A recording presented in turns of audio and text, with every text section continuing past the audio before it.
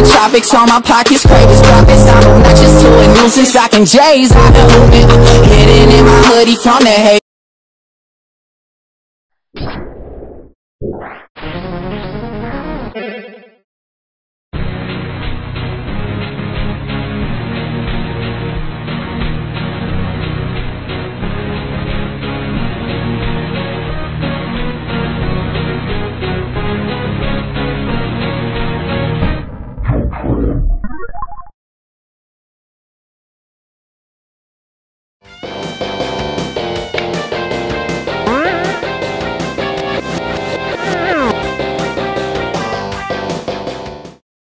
Black Friday approaches, and that means one thing.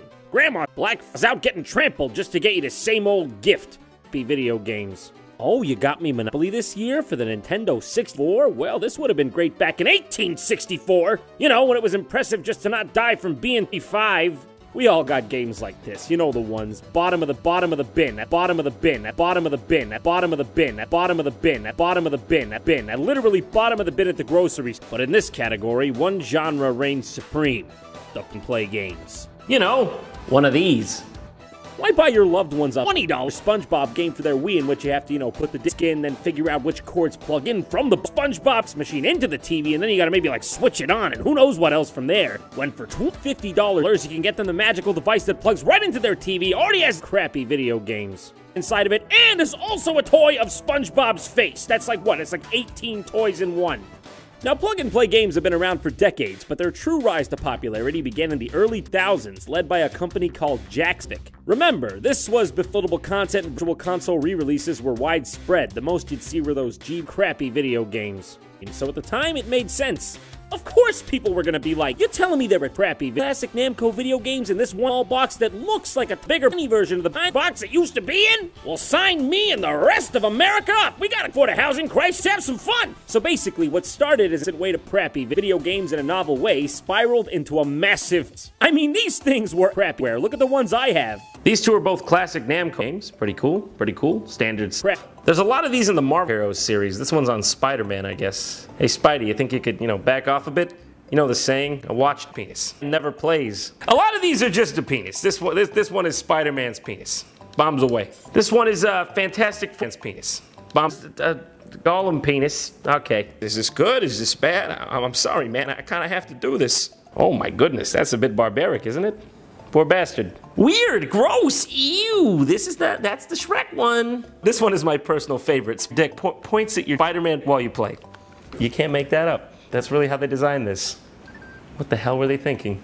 Deal or no deal? Deal. Scooby's really going to town on the back of the Mystery Machine here, and Fred's like, Scoob, no, it's a kid's show, don't.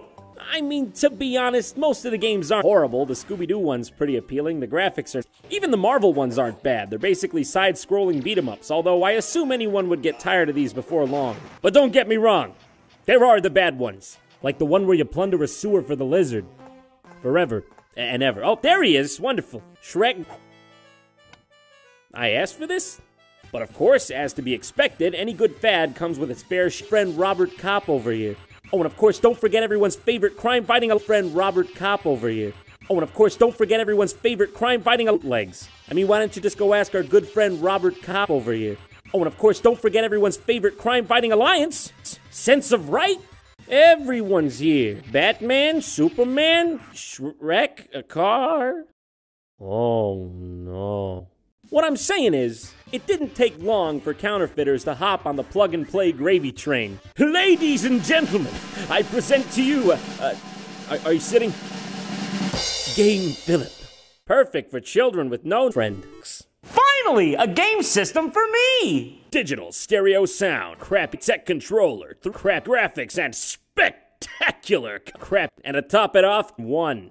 Games in one. What can I say? I'm sold. Wait, hold on. 8-bit game?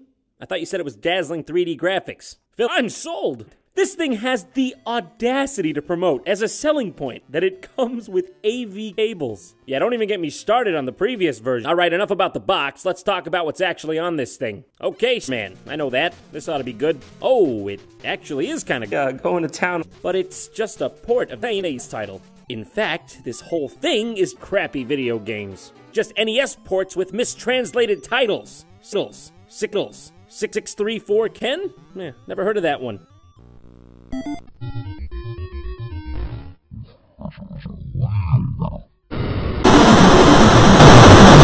Small Mario?